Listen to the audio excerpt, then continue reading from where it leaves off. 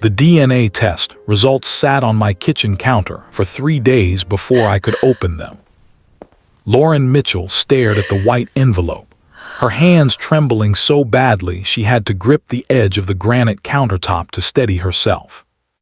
It was a Tuesday morning. Her husband, Kevin, had already left for his shift at the fire station. The kids were at school. The house was silent except for the hum of the refrigerator and the thundering of her own heartbeat. She'd found the original test, the one Kevin had hidden in his truck 2 weeks ago while looking for his insurance card after a fender bender. It was dated 3 months earlier. 3 months he'd known. 3 months he'd been looking at her differently. 3 months of cold shoulders, late nights at the station, and conversations that died the moment she entered a room. The test was for their twin boys, Caleb and Carter, 10 years old, her whole world. And according to the paper she'd found crumpled in Kevin's glove compartment, they weren't his biological children. Lauren had immediately ordered her own test. She needed to see it with her own eyes, needed confirmation before her world completely shattered. Now the results were here. Her phone buzzed. A text from her sister-in-law, Diane, "Still coming to lunch today, can't wait to catch up."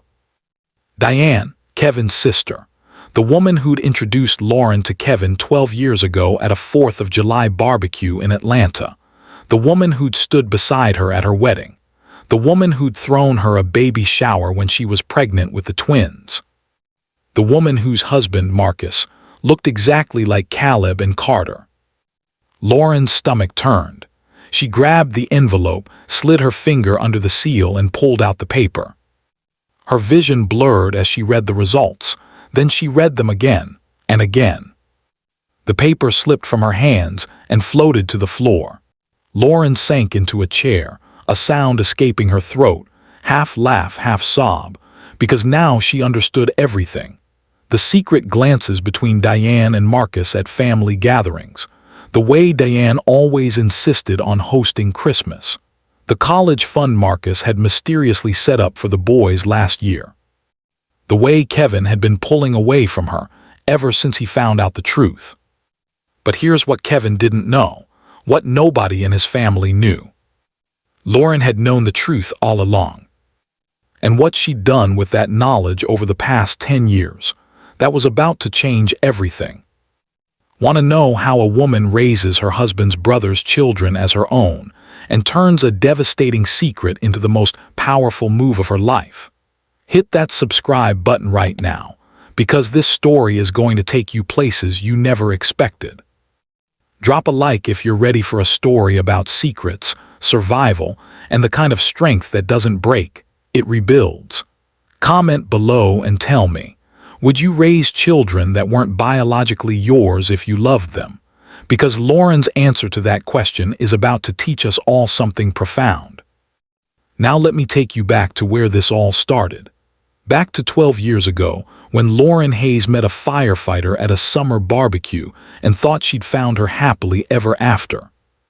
Lauren Hayes stood in the backyard of a beautiful home in the suburbs of Atlanta, holding a red Solo cup filled with lemonade.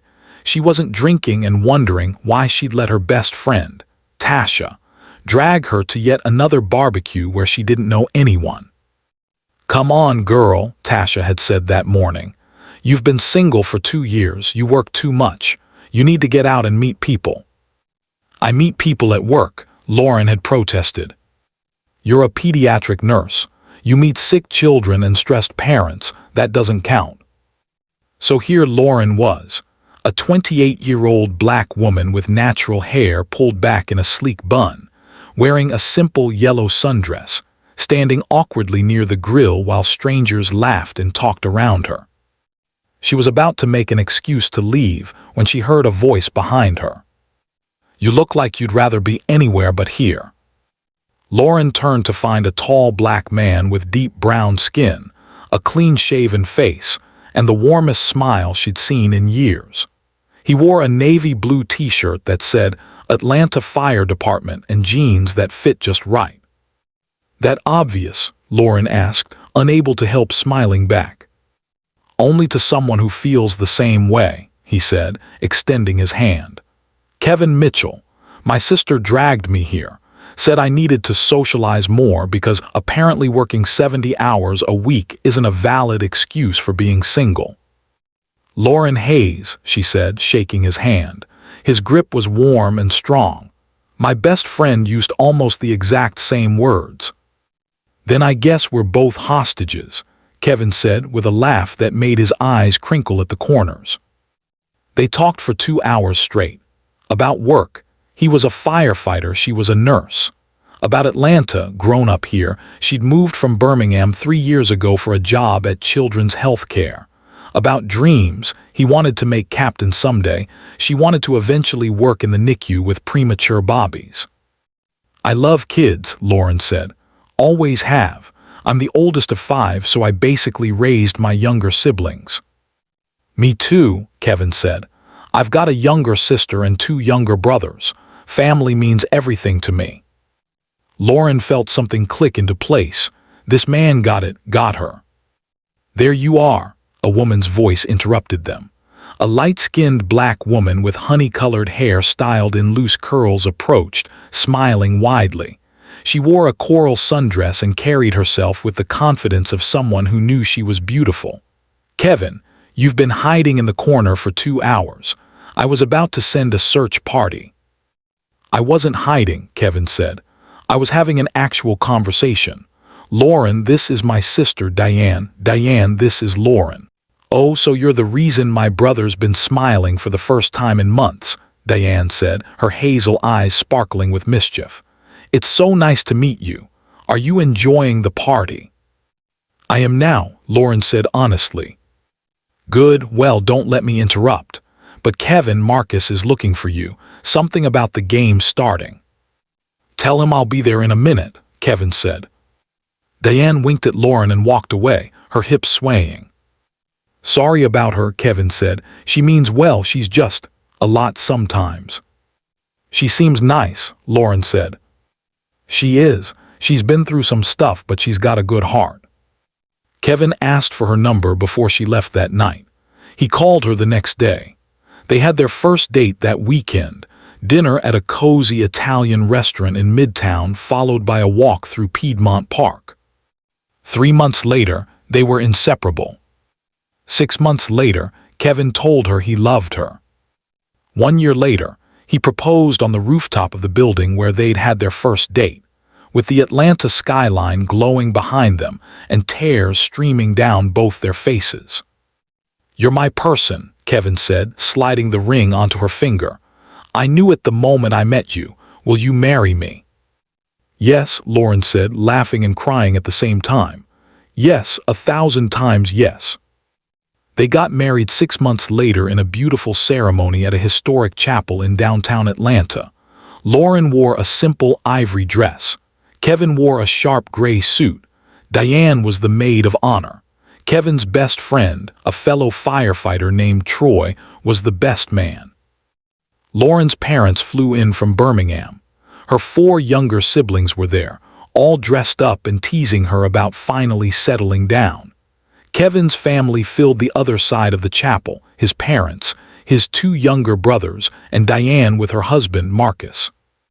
Marcus was a quiet man, a few years older than Kevin, with light brown skin and an athletic build. He worked in construction management and didn't talk much, but when he did, people listened. He had kind eyes and a gentle demeanor that made Lauren like him immediately. Welcome to the family, Marcus said at the reception, giving Lauren a warm hug. Kevin's a lucky man. I'm the lucky one, Lauren said. She meant it. Kevin was everything she'd ever wanted. Kind, hardworking, devoted to family, funny, and so deeply in love with her, it sometimes took her breath away. Their first year of marriage was blissful. They bought a small house in Decatur, a suburb just outside Atlanta. Lauren continued working at the hospital. Kevin worked his rotating shifts at the fire station. They hosted family dinners. They took weekend trips to Savannah and Charleston. They talked about having kids someday, but agreed to wait a few years. I want to make captain first, Kevin said one night as they lay in bed, her head on his chest. I want to be able to provide for our family the way they deserve." "We're already a family," Lauren said softly. "I know, but when we have kids, I want to give them everything. The best schools, opportunities, experiences. I don't want them to struggle the way we did." Lauren kissed his chest. "They'll be so lucky to have you as their dad." Everything changed 2 years into their marriage. Lauren had been feeling exhausted for weeks. She'd chalked it up to working long shifts at the hospital, but when she started feeling nauseous in the mornings, she took a pregnancy test. Positive. She sat on the bathroom floor, staring at the little plus sign, tears streaming down her face. They hadn't been trying, but they hadn't been not trying either, and suddenly the idea of a baby, their baby, filled her with overwhelming joy. She planned an elaborate surprise for Kevin. She bought a tiny firefighter onesie and left it on his pillow with a note. "Looks like you're going to need to teach someone else to be brave. Coming March 2015. Kevin came home from his shift, found the onesie, and let out a shout that probably woke the neighbors. "Are you serious?" he said, scooping her up and spinning her around. "We're having a baby." "We're having a baby," Lauren confirmed, laughing. He set her down gently, his hands cradling her face. "I love you so much. You're going to be the best mom. And you're going to be the best dad." Family was thrilled. Lauren's parents cried. Kevin's parents threw them a celebration dinner. Diane squealed and immediately started planning a baby shower, but something felt off. At the celebration dinner, Lauren noticed Diane and Marcus having a heated, whispered conversation in the kitchen.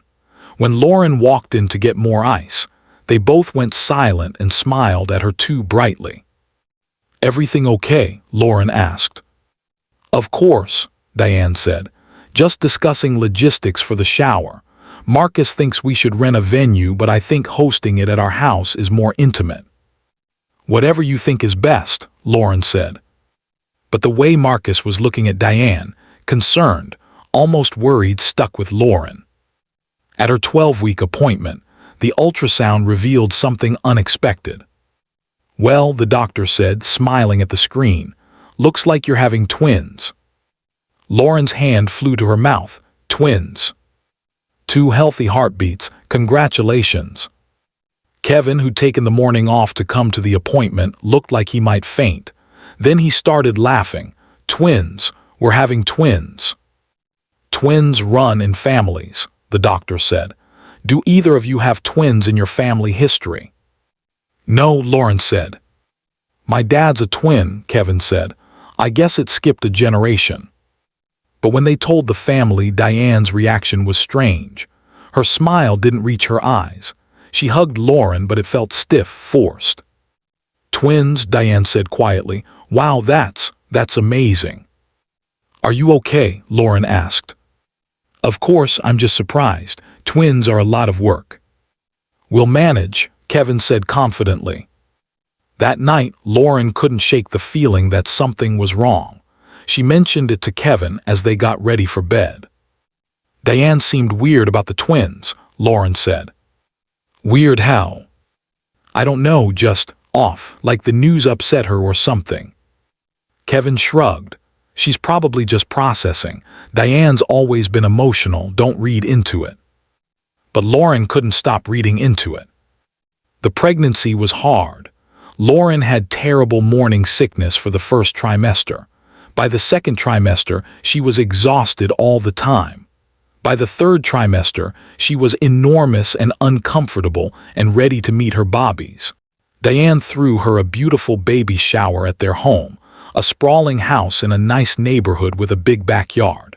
The decorations were blue and green, neutral colors, since they decided not to find out the genders. All of Lauren's friends and family came. Kevin's family was there. Diane had invited half the neighborhood.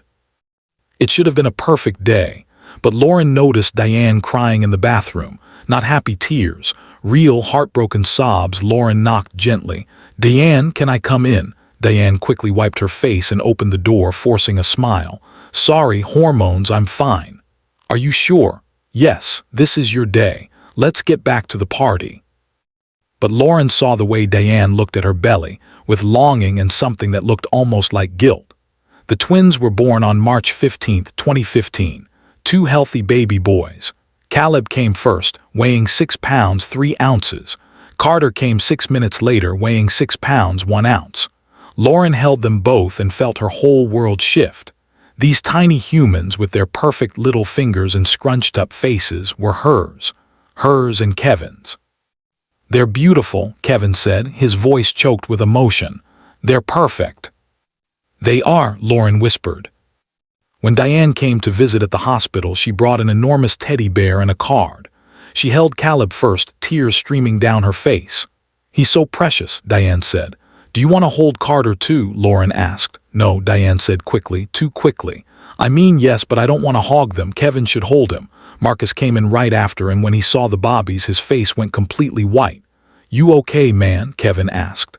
"Yeah," Marcus said hoarsely. "Just. They're really something." As the months passed, Lauren fell into the exhausting rhythm of life with twin infants, sleepless nights, endless feedings, diaper changes that felt like they never stopped, but also pure joy, first smiles, first laughs. The way Caleb and Carter seemed to communicate without words, comforting each other when one cried. Kevin was an amazing father. He took paternity leave and spent those 2 weeks doing night shifts so Lauren could sleep. When he went back to work, he rearranged his schedule to be home as much as possible. "I never knew I could love anyone this much," Kevin said one night, holding both boys while Lauren finally took a shower. "Except you, but this is different, this is everything."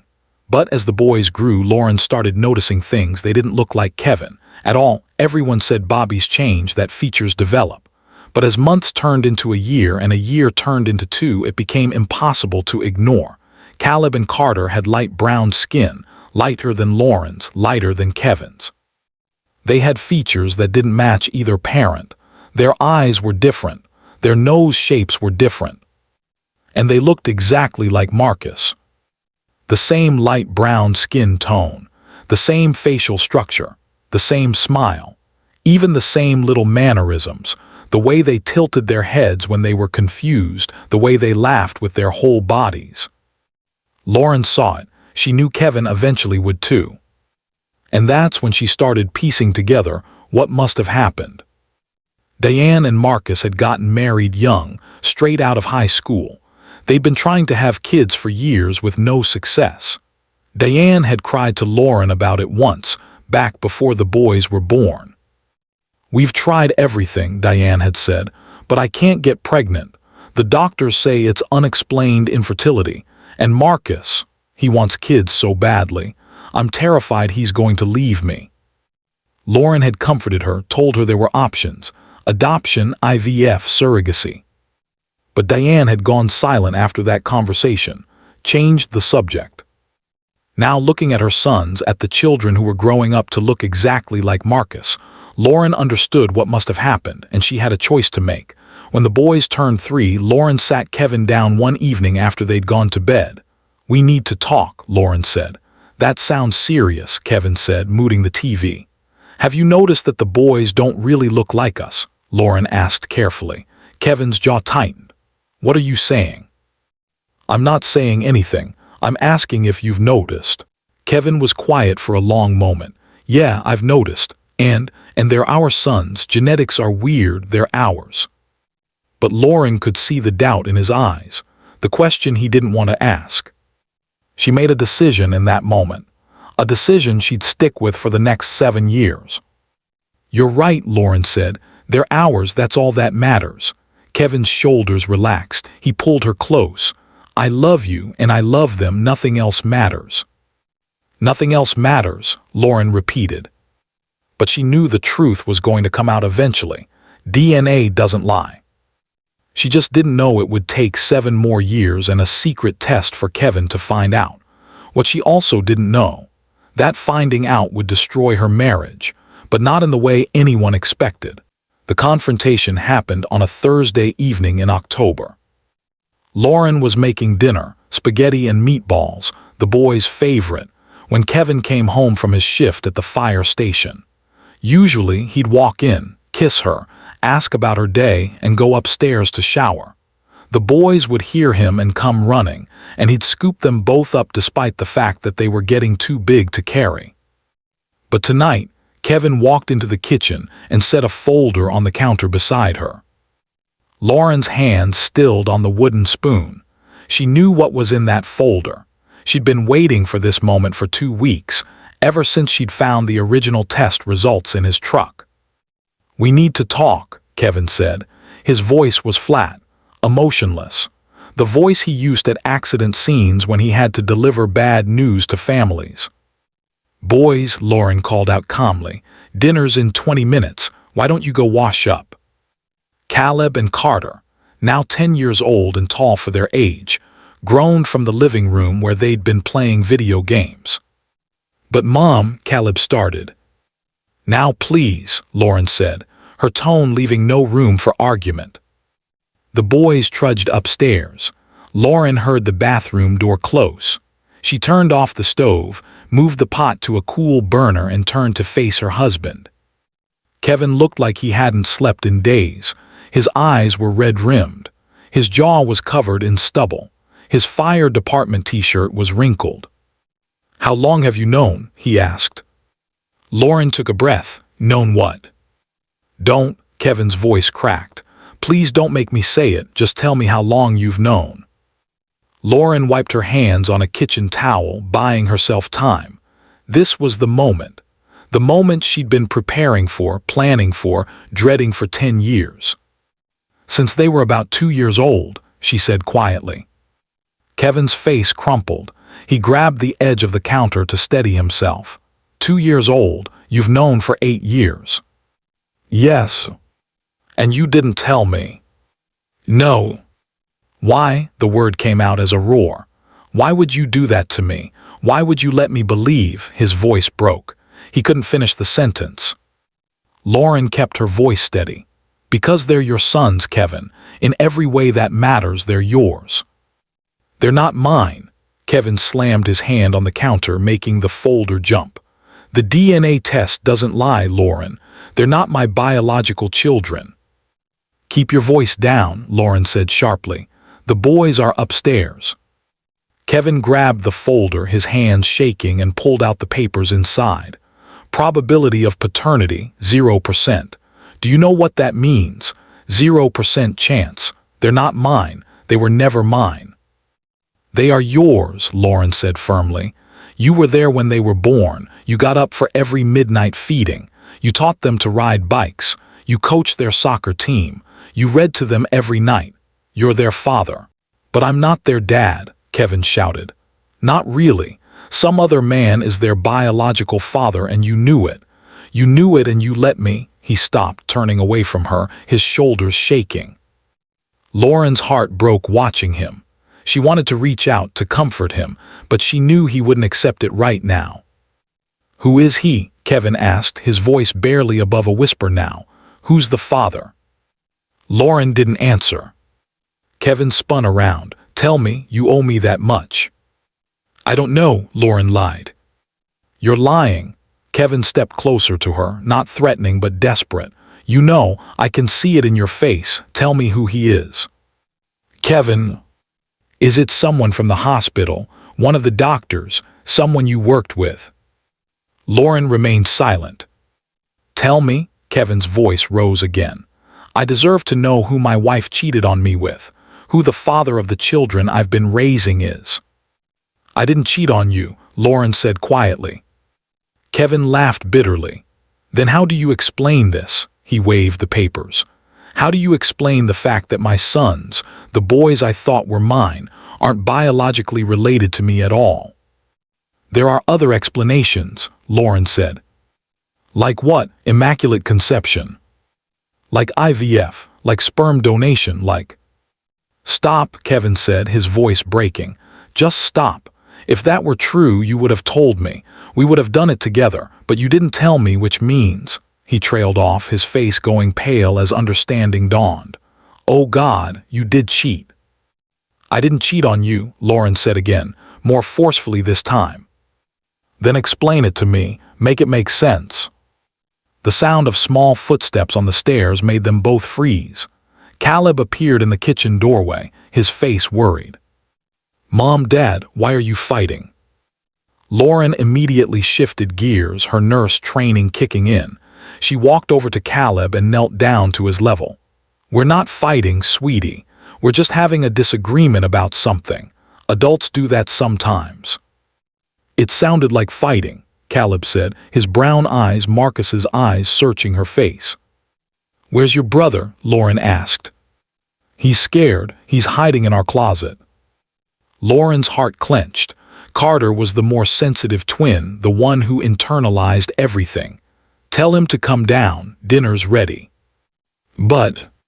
"It's okay, baby. Everything's okay. Go get your brother." Caleb looked at Kevin, who had turned away, his shoulders rigid. The boy hesitated, then ran back upstairs. Lauren stood up and faced her husband. "We need to finish this conversation later, not in front of the boys." "There's nothing to finish," Kevin said without turning around. "I'm going to pack a bag. I'll stay at Troy's for a few days." "Kevin..." "I can't look at you right now, Lauren. I can't look at them. I need time." "They're still your sons."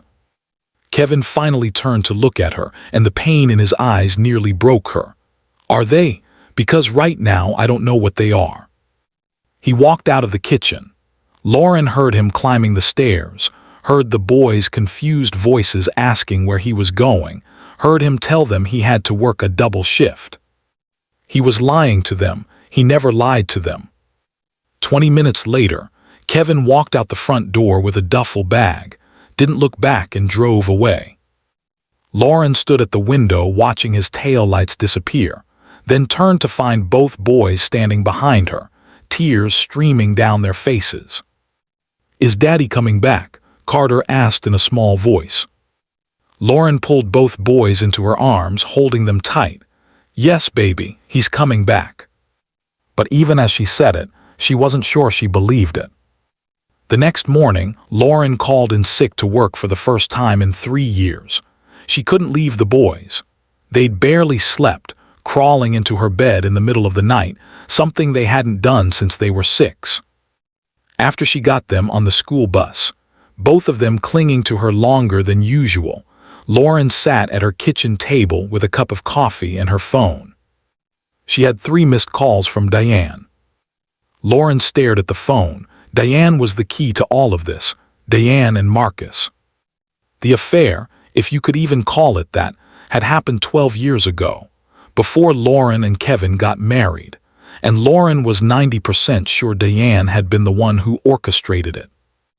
Lauren had pieced it together over the years, small comments, weird moments, the way Diane always insisted on family gatherings, the college fund Marcus set up, the way both Diane and Marcus couldn't quite look Lauren in the eye sometimes.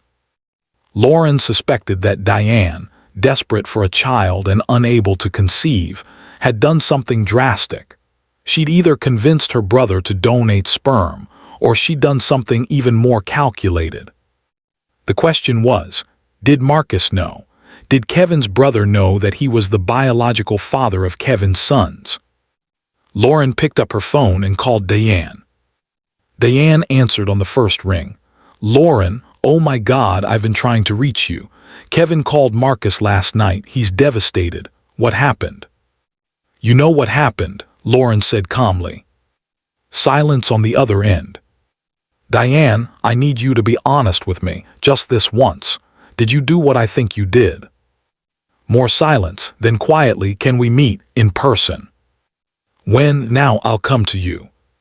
30 minutes later, Diane pulled into Lauren's driveway in her white Mercedes SUV. She looked immaculate as always, hair perfectly styled, makeup flawless, wearing expensive athleisure that probably cost more than Lauren's monthly grocery budget. But when Diane walked into the house and took off her sunglasses, Lauren could see she'd been crying. They sat in the living room. Lauren made tea neither of them would drink. "I'm sorry," Diane said finally. "I'm so sorry." "Tell me what you did," Lauren said. Diane twisted her wedding ring around her finger.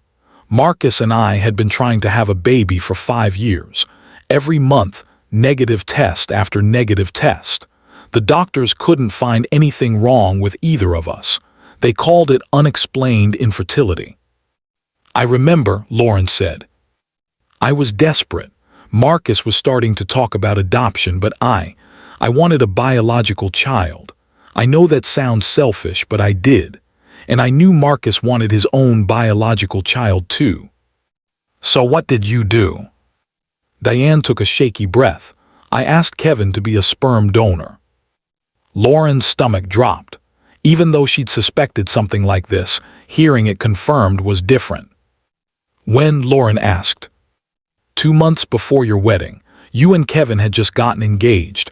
I told him that Marcus and I wanted to try IVF, but we needed a donor because of Marcus's low sperm count. Diane's voice cracked. That wasn't true.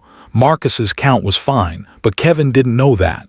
He said yes because he's Kevin. He helps people. That's what he does. And Marcus, Lauren asked, did he know you were lying?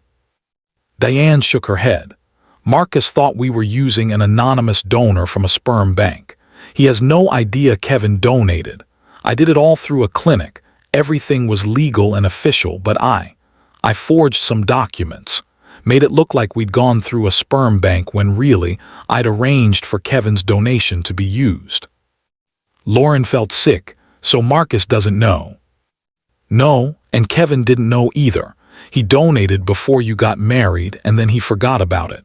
Why would he think about it? He thought we'd used his sperm for IVF that didn't work out. I told him months later that the IVF had failed. But it didn't fail, Lauren said. No, Diane started crying. It didn't. I got pregnant, and when I had a miscarriage at 8 weeks, I was devastated. But then you got pregnant with twins, and when those boys were born and I saw them, she buried her face in her hands. I knew immediately. They looked like Marcus because Marcus and Kevin are brothers. They share DNA. The boys have Marcus's features because Marcus and Kevin have similar genes. Lauren's head was spinning. Does Kevin know he donated? I don't know. He might have forgotten. It was over 12 years ago and he only did it once. I told him we'd gone a different direction after he donated. But now he's done a DNA test, Lauren said, and he knows those boys aren't his. I know. Diane's face was blotchy from crying. Marcus called me this morning. Kevin told him about the test. He's asking questions. Marcus is confused because he thinks we used an anonymous donor. This whole thing is about to blow up. Lauren stood up and walked to the window. Her perfect life, the one she'd carefully built and protected for 10 years, was crumbling. Why didn't you ever tell me? Lauren asked. All these years you've watched me raise these boys, watched Kevin be their father, and you never said a word. Because they were better off with you, Diane said simply. Lauren, you're an amazing mother. You and Kevin gave those boys everything. Love, stability, a real family. I couldn't have given them that. Marcus and I, we're not like you and Kevin. We fight. We have problems. Those boys deserved better. They deserve the truth, Lauren said. Maybe, but would knowing the truth have been better for them? Or for Kevin? He loves those boys with everything he has. Would you really want to take that away from him? Lauren turned to look at Diane. You're talking about them like they're objects, like they're things to be distributed to whoever can give them the best life. They're human beings. They're my sons. I know that, and I'm sorry. I made terrible choices. But please, Lauren, please don't tell Marcus the truth. It will destroy our marriage. Lauren laughed bitterly. Your marriage? My marriage is already destroyed. Kevin left last night. He thinks I cheated on him because I knew the boys weren't his and I didn't tell him. Diane's eyes widened. You knew. I figured it out when they were 2.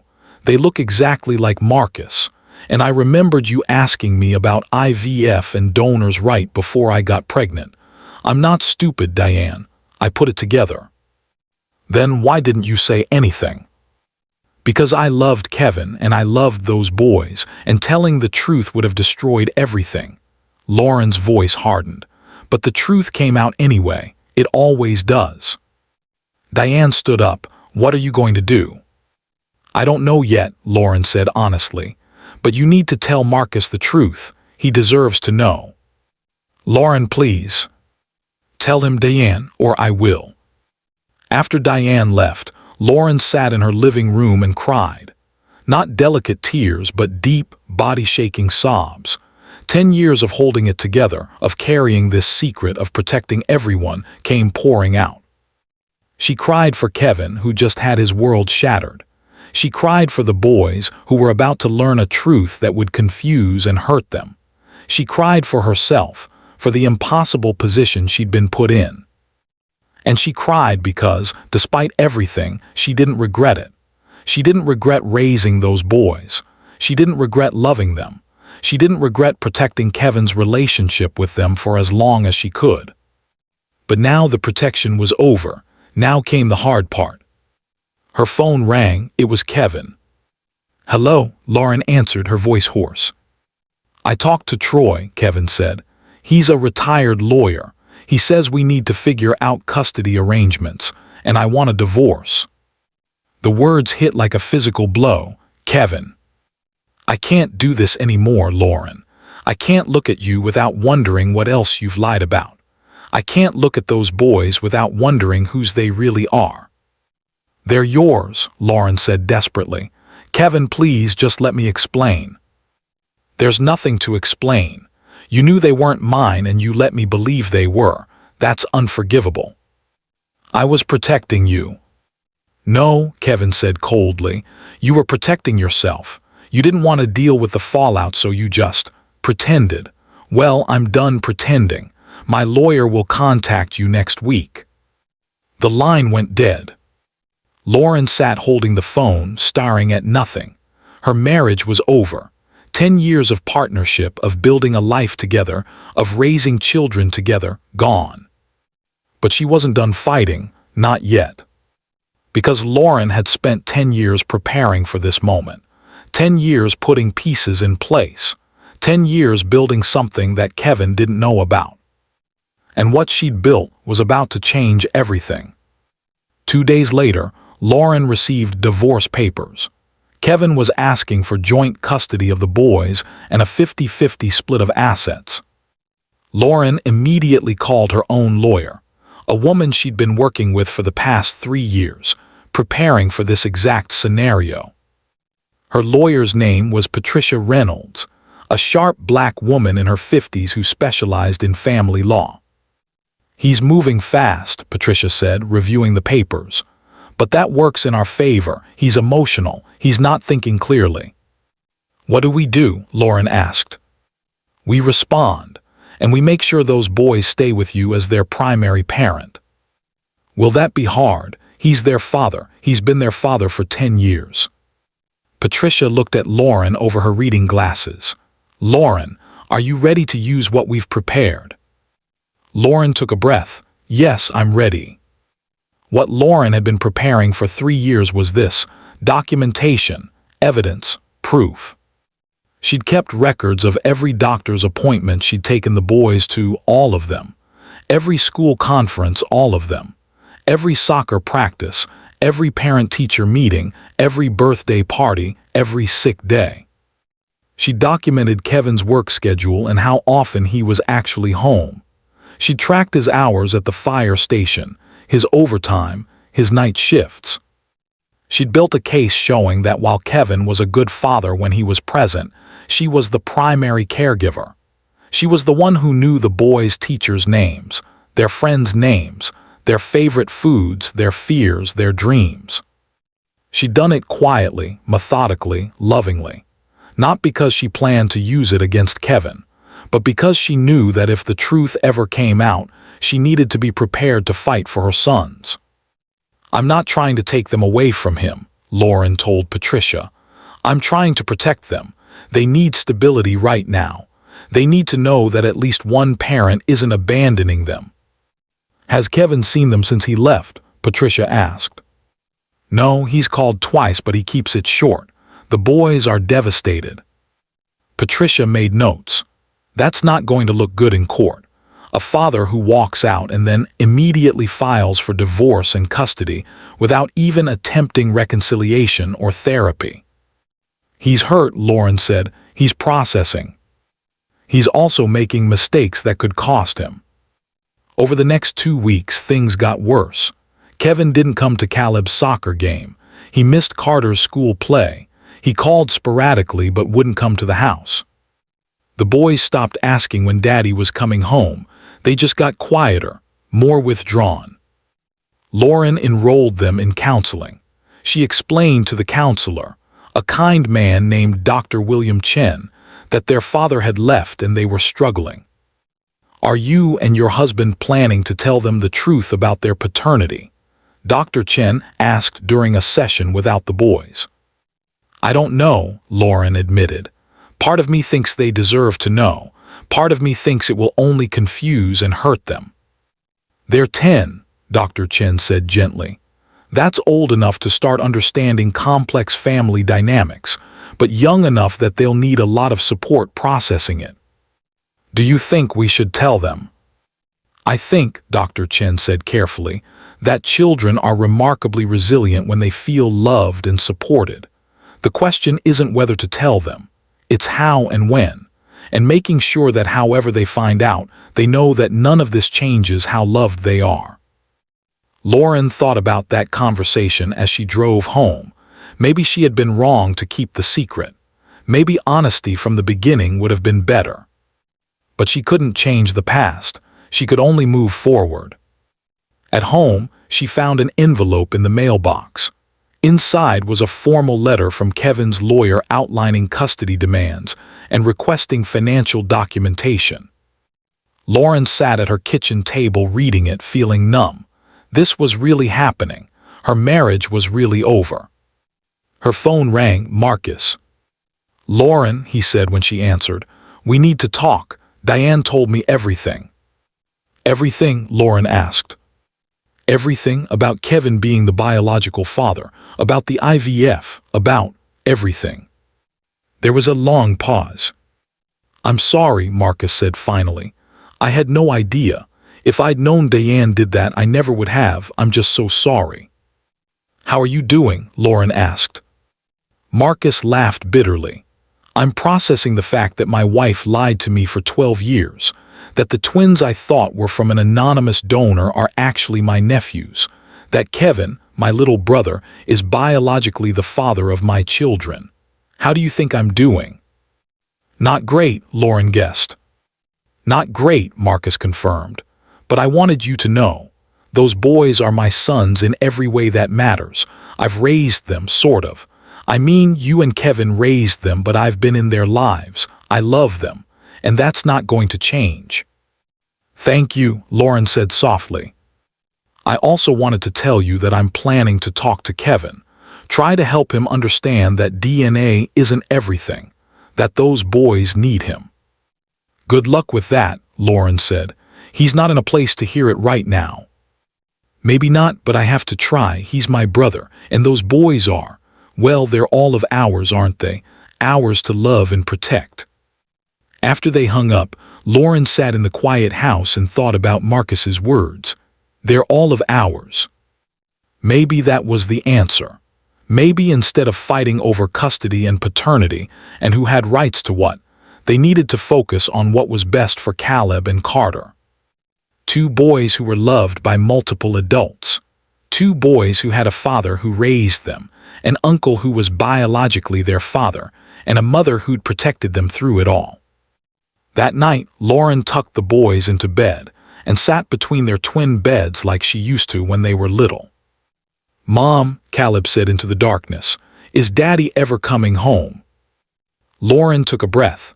"I don't know, baby. Your dad and I are having some problems, adult problems, but I need you both to know that those problems have nothing to do with you. Your dad loves you so much." "Then why won't he come see us?" Carter asked, his voice small. "Because sometimes when adults are hurt, they need time to figure things out. But that doesn't mean he doesn't love you." "Do you love Daddy?" Caleb asked. "Yes," Lauren said honestly. "I do very much." "Then why can't you fix it?" Because, Lauren said softly, sometimes love isn't enough to fix everything. Sometimes people make mistakes, and those mistakes have consequences, and we have to figure out how to live with those consequences. What mistakes? Carter asked. Lauren looked at her sons, these beautiful boys she'd raised, protected, and loved for 10 years. They deserved the truth. Maybe not all of it right now, but some of it. Your dad found out something that hurt him very badly, Lauren said. Something about our family, and right now he's trying to figure out what to do with that information. What did he find out? Caleb pressed. That's something your dad and I need to tell you together, Lauren said.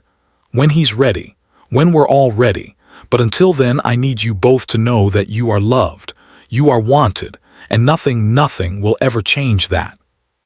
She kissed both their foreheads and left the room, closing the door softly behind her. In the hallway she leaned against the wall and finally let herself feel the weight of everything. The lies, the secrets, the love, the loss. But also the determination. Because Lauren wasn't done fighting, not for her marriage that might be over, but for her sons, for their relationship with Kevin, for their emotional well-being. She would fight until she had nothing left.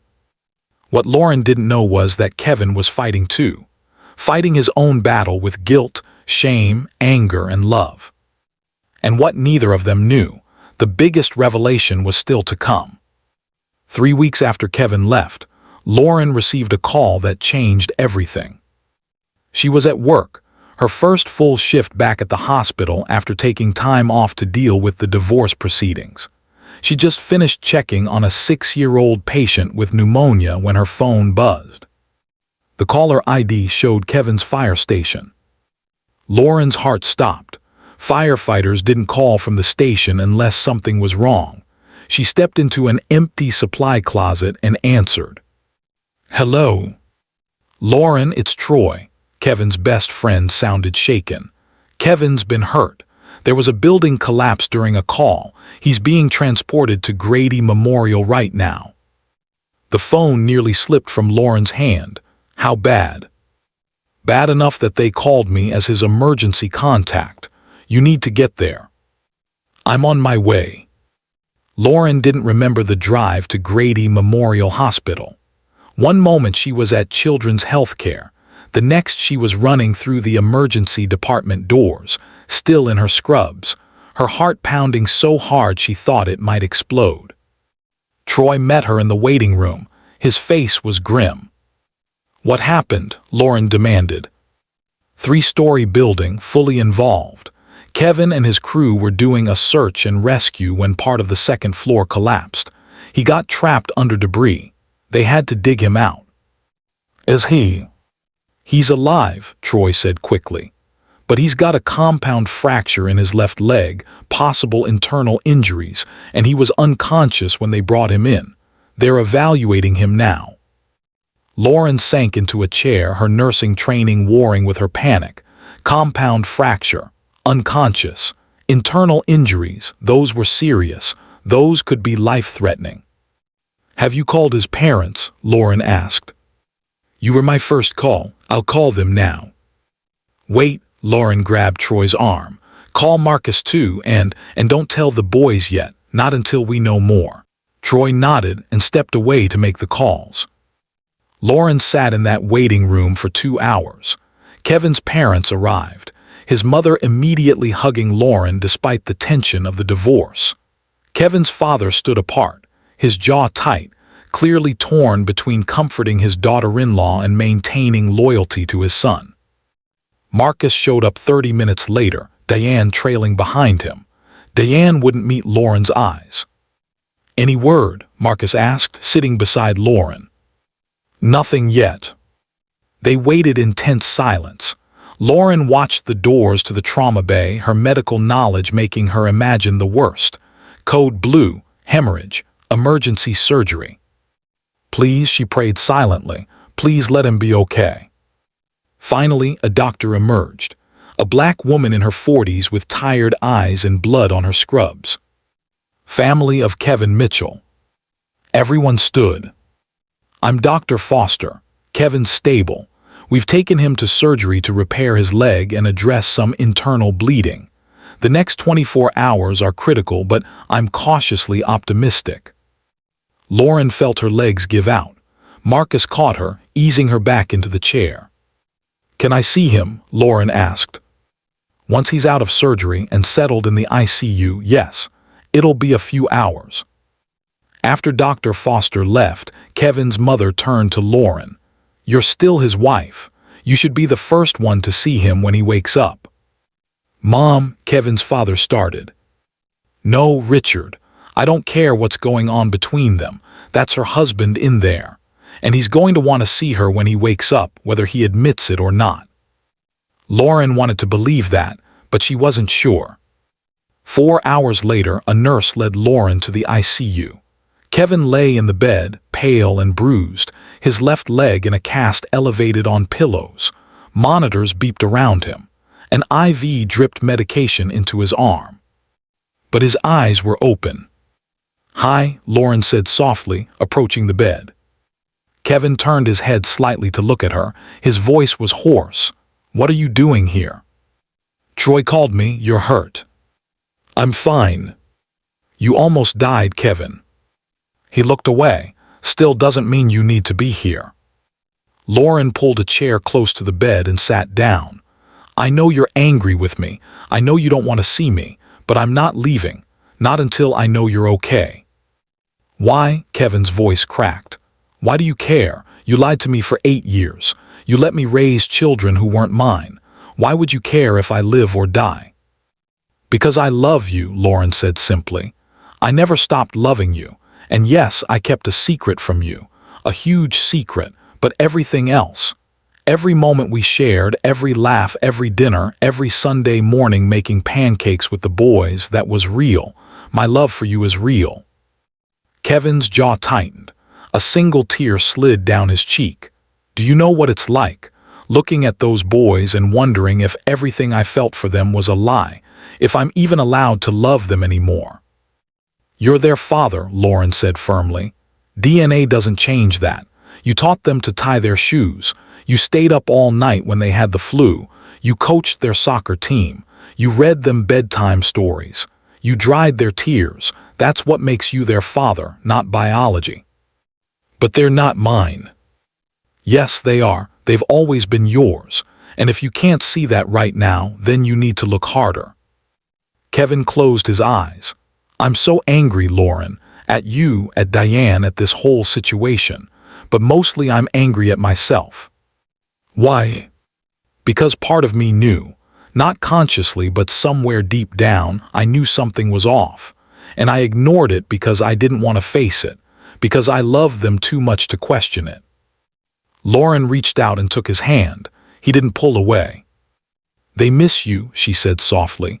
Caleb cried himself to sleep last night asking when you're coming home. Carter barely talks anymore. They need their dad, Kevin, not their biological father. Their dad, you. Kevin's grip tightened on her hand. I don't know if I can do this. Yes, you can. Because you're the strongest man I know. And because those boys are worth fighting for. They sat in silence for a long moment, hands clasped, years of marriage and love and pain hanging between them. I donated sperm, Kevin said suddenly. Before we got married, I'd forgotten about it until I saw that test result. Diane asked me to donate for her and Marcus's IVF. I said yes because she's my sister and she was desperate, but I thought it didn't work. She told me it didn't work. It worked, Lauren said, but she lied to you and to Marcus and to me. Do the boys know? Kevin asked. Not yet. I wanted to wait until you were ready, until we could tell them together. I don't know how to tell them something like this. We'll figure it out, Lauren said, together. Kevin looked at her, really looked at her for the first time since the DNA revelation. Can we fix this, our marriage? I don't know, Lauren admitted. We've both been hurt, we've both made mistakes, but I want to try if you want to try. I want my family back, Kevin said, his voice breaking. I want to go home. Lauren brought her other hand up to cradle his face. Then come home. As soon as you're healed, come home. Kevin spent 5 days in the hospital. Lauren was there every day, often staying late into the night. She coordinated with the nurses, spoke with the doctors, made sure Kevin had everything he needed. On the 3rd day, they decided it was time to bring the boys to see him. Lauren prepped them carefully in the parking lot. Daddy was hurt at work. He's okay, but he looks pretty banged up. He's got a cast on his leg and some bruises, but he's still Daddy okay. Both boys nodded solemnly. When they walked into the hospital room, Kevin's face transformed. All the anger, all the confusion, it melted away the moment he saw his sons. "Hey guys," he said, his voice thick with emotion. "Daddy," both boys rushed toward the bed, then stopped, suddenly afraid to touch him. "It's okay," Kevin said. "I'm not that fragile, come here." Caleb and Carter climbed carefully onto either side of the bed. Kevin wrapped his arms around both of them, burying his face in their hair. "I missed you so much," Kevin said. "We missed you too," Caleb said. "Why did you leave?" Kevin looked at Lauren over their heads. She nodded encouragingly. "Your mom and I had a fight," Kevin said carefully. "A big fight about something important. And I needed some time to think about things, but I'm sorry I left. And I'm sorry I didn't come see you. That was wrong of me." "Are you coming home?" Carter asked. "As soon as the doctors say I can," Kevin promised. "Are you and Mom getting divorced?" Caleb asked bluntly. Kevin looked at Lauren. "We're working on things. We made some mistakes, both of us. But we love you guys more than anything in this world. And no matter what happens between your mom and me, that will never change." The boys seemed satisfied with that answer. They spent the next hour telling Kevin about school, about soccer, about everything he'd missed. Lauren watched from the corner of the room, her heart full. This was right. This was how it was supposed to be. When visiting hours ended and she took the boys home, Caleb said in the car, "Dad called you Mom." "What?" Lauren glanced in the rearview mirror. "When we first got there, Dad looked at you and called you Mom, not Lauren Mom." Lauren hadn't even noticed, but Caleb was right. Kevin had called her Mom, the way he used to when they were all together, one family unit. Maybe they really could fix this. 2 weeks after the accident, Kevin came home. Lauren had prepared the house, cleaned everything, cooked his favorite meal, made sure the boys had made welcome home signs. Kevin walked through the door on crutches, his leg still in a cast, and both boys tackled him so enthusiastically he nearly fell over.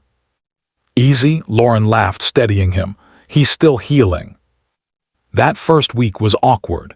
Kevin slept in the guest room. They were polite to each other, careful, like strangers learning to share space. But slowly, things started to shift. Kevin started joining family dinners again. He'd sit at the table with his leg propped up, listening to the boys chatter about their day. He'd catch Lauren's eye across the table and smile. Small smiles at first, then bigger ones. They started talking again, really talking. About the IVF, about Diane's deception, about the years of secrets. "Why didn't you tell me when you figured it out?" Kevin asked one night after the boys went to bed. They sat in the living room, Kevin on the couch with his leg elevated, Lauren in the armchair across from him. "Because I was terrified," Lauren admitted. "I was terrified you'd leave, that you'd reject the boys, that our whole life would fall apart, so I just pretended I didn't know. I pretended everything was normal." "That must have been exhausting." "It was, but I thought I was protecting everyone. You, the boys, even Diane and Marcus." "You can't protect everyone from the truth," Kevin said gently. "Eventually, the truth comes out. It always does." "I know that now." Kevin shifted on the couch, adjusting his leg. "I've been thinking a lot these past few weeks about fatherhood, about what it really means, and I realized something." "What?" "Biology is just science. It's DNA and chromosomes and genetics, but being a father, that's choice. Every morning I chose to get up with those boys. Every soccer game, every bedtime story, every homework struggle, I chose that. I chose them, and they chose me. Lauren felt tears forming. They love you so much. I love them too, more than I thought it was possible to love anyone. And that doesn't change just because we don't share DNA. I'm their father. That's not up for debate anymore. What about us? Lauren asked softly. Kevin was quiet for a long moment. I don't know yet. I'm not going to lie and say I'm over what happened. The secret hurt. The lies hurt. But I also understand why you did it. And I know you were trying to protect our family. I was. I need more time, but I'm not leaving again. I'm here. We're going to figure this out. It was enough. For now, it was enough. 1 month after Kevin came home, they sat the boys down for the conversation they'd been dreading. They chose a Saturday morning, made pancakes first, the boys' favorite, got everyone comfortable in the living room. Then they began. Caleb Carter, Lauren started. Your dad and I need to talk to you about something important, something about our family. Both boys immediately looked worried. Nobody's dying, Kevin added quickly, and we're not getting divorced, but there's something you need to know about how you were born. Over the next 20 minutes, they explained it as simply as they could. That Lauren and Kevin had wanted Bobbies. That Kevin's sister, Aunt Diane, had wanted a baby too but was having trouble. That Kevin had helped them by donating sperm. That there was a mix-up, and the sperm that was supposed to go to Aunt Diane ended up being used for Lauren instead. They didn't mention Diane's deception. They didn't mention the years of secrets. They just explained that biologically, genetically, Kevin was their father but through a medical procedure rather than the usual way. So Uncle Marcus isn't our biological dad? Caleb asked, trying to process. No, Kevin said. I am, but the important thing is that none of this changes anything. I'm your dad. I've always been your dad, and I'll always be your dad. Does Uncle Marcus know? Carter asked. He does now, Lauren said, and he wants you to know that he loves you very much. He's still your uncle. We're all still family. The boys were quiet, thinking. Do we have to call you something different? Caleb finally asked Kevin. What do you mean? Like, are you still dad, or are you something else now? Kevin's eyes filled with tears. I'm still dad. I'll always be dad. Okay, Caleb said simply. Then I don't care about the biology stuff. You're my dad. Carter nodded in agreement. Yeah, you're our dad. Just like that, the crisis that had torn their family apart for months was resolved by 2 10-year-old boys who understood what the adults had struggled to accept. Family is about love and choice, not DNA. 3 months after the accident, Lauren and Kevin sat in marriage counseling with a therapist named Dr. Sarah Williams. What do you want from this marriage? Dr. Williams asked them during their 5th session. I want trust, Kevin said. I want to know that Lauren will come to me with hard things instead of hiding them. I want forgiveness, Lauren said. I want Kevin to forgive me for the secret, and I want to forgive myself. Do you forgive her? Dr. Williams asked Kevin. Kevin thought about it. I'm getting there. I understand why she did it. I understand she thought she was protecting us. But forgiveness is a process. I can't just flip a switch. That's fair, Dr. Williams said. Lauren, do you accept that Kevin needs time? I do. I just hope he doesn't need forever. Kevin reached across the space between their chairs and took Lauren's hand. Not forever, but maybe a while longer. They worked through it session by session. They talked about trust, about communication, about the foundation of their marriage. They learned to be honest even when it hurt. They learned to listen even when they didn't want to hear. Slowly, painfully, beautifully they healed. 6 months after Kevin came home, he moved back into their bedroom. They didn't make a big announcement to the boys. They just started sharing space again. Started falling asleep talking the way they used to. Started waking up together, hands finding each other in the dark. 1 year after the DNA revelation, Kevin sat at the breakfast table with Lauren and the boys, and he realized something. He was happy. Not perfectly happy. They still had hard days. They still had moments of tension, old wounds that ached in certain weather. But they were together. They were family. "Dad," Caleb said, interrupting Kevin's thoughts, "can you come to my science fair next week? I'm doing a project on genetics." Kevin nearly choked on his coffee. Lauren shot him an amused look.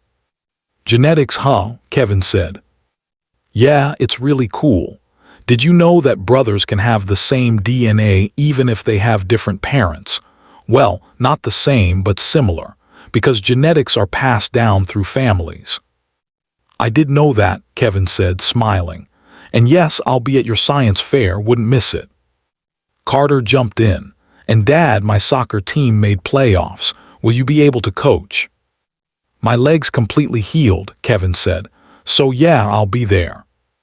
Lauren watched her boys chattering with their father and felt overwhelming gratitude. They'd survived. Against all odds, through all the pain and secrets and heartbreak, they'd survived. That evening, after the boys went to bed, Kevin found Lauren in the kitchen doing dishes. He wrapped his arms around her from behind, resting his chin on her shoulder. "Thank you," he said softly. "For what?" "For fighting for us, for not giving up, for loving those boys enough to make the hard choices." Lauren turned in his arms to face him. "Thank you for coming back, for choosing us, for choosing to be their dad even when you didn't have to." "I'll always choose you," Kevin said. "All three of you, that's what family means." He kissed her then, soft and sweet and full of promise. A kiss that said we made it. A kiss that said we're going to be okay. 2 years after the DNA revelation, the Mitchell family gathered for a barbecue at Lauren and Kevin's house.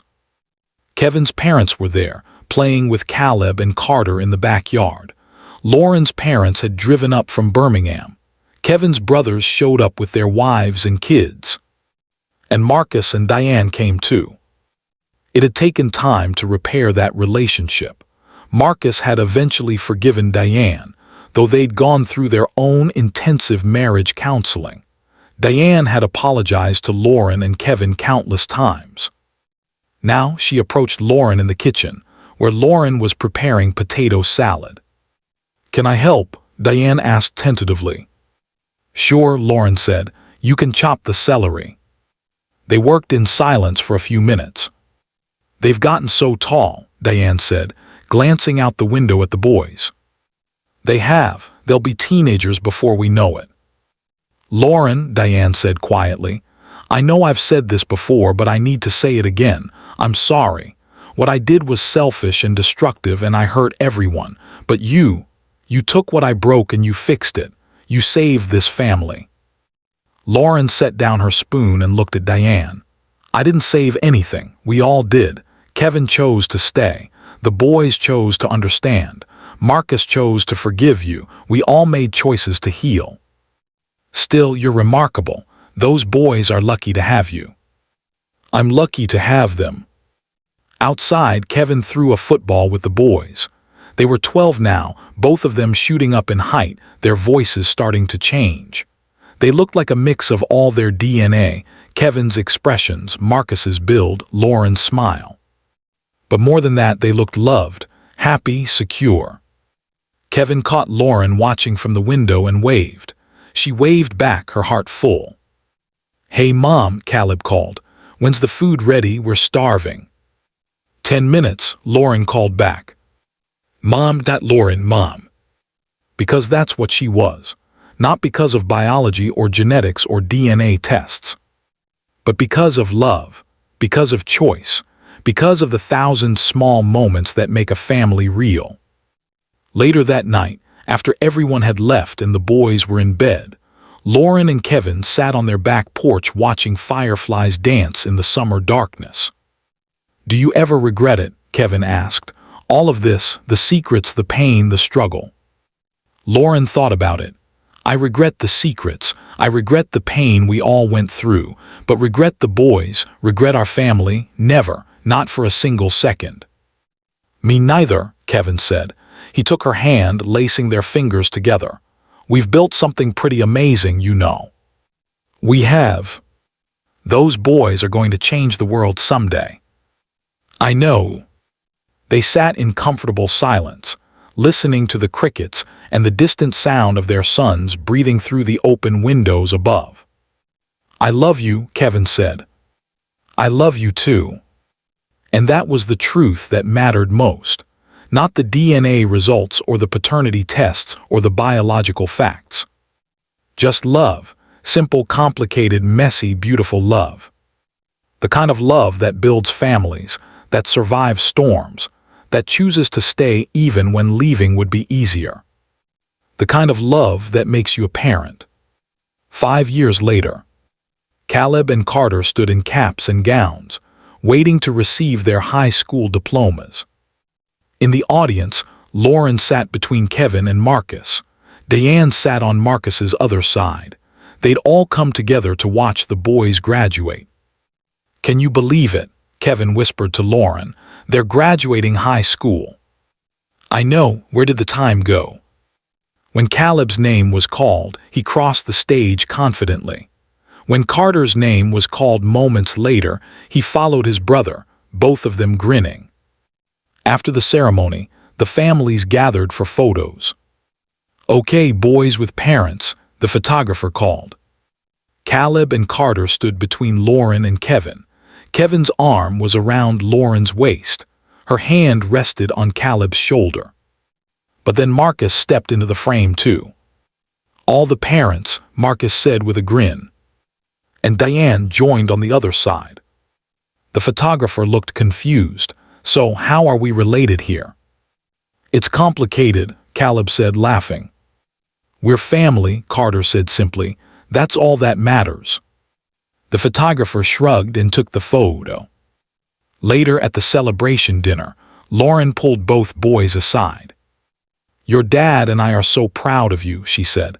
"Both of you. You've grown into such incredible young men." "Thanks, Mom," Caleb said. "We learned from the best," Carter added. "You learned from a lot of people," Lauren corrected. "Your dad, Uncle Marcus, Aunt Diane, your grandparents. It takes a village." "Yeah, but you and Dad are the center," Caleb said. "You're the ones who showed us what real love looks like, what real family looks like." Lauren hugged both her sons, blinking back tears. "When did you get so wise?" "We've always been wise," Caleb joked. "You just didn't notice." Kevin joined them, slinging his arms around both boys' shoulders. "What are we talking about over here?" "Just telling Mom how awesome we are," Carter said. "Ah, so the truth," Kevin said with a grin. They stood there, the four of them, and Lauren thought about the journey they'd taken. The secrets revealed, the pain endured, the healing that came slowly and intentionally. She thought about DNA tests and paternity results and biological truths. And then she thought about what really mattered. These two boys who called her mom. This man who'd chosen to stay and fight for their family. This imperfect, complicated, beautiful family they'd built together. Biology had brought them together in the most unexpected way. But love, real, intentional, chosen love, had made them a family. And that was the only truth that mattered. Lesson to be learned from this story. Family isn't defined by DNA. It's defined by love, choice, and commitment. Yes, Lauren kept a devastating secret. Yes, that secret caused tremendous pain when it came out. But she kept it because she understood something fundamental. Being a parent isn't about biology. It's about showing up. It's about loving unconditionally. It's about choosing every single day to be present for your children. Kevin learned that lesson the hard way. He almost lost his sons because he was focused on genetics instead of relationship. But in the end, he realized that those boys were his in every way that mattered, not because of DNA, but because of love. The boys learned that families come in all shapes and sizes. That sometimes the truth is complicated, but love is simple. That they were surrounded by adults who all loved them, all wanted the best for them, all chose to be in their lives. If you've ever questioned what makes a real family, this story is your answer. It's not blood. It's not DNA. It's not genetics. It's love, it's choice, it's commitment. It's showing up day after day, year after year, and saying, I choose you, I choose this, I choose us. That's what makes a family real. Thank you so much for watching. If this story touched your heart, inspired you, or made you think differently about family, please hit that subscribe button. Drop a like on this video, and comment below telling me, what does family mean to you? Share this story with someone who needs to hear it, someone who's struggling with their own family drama, someone who needs to know that love is always enough. Until next time, remember, the family you build is just as important as the family you're born into, sometimes more so. Take care of yourselves and each other. I'll see you in the next story.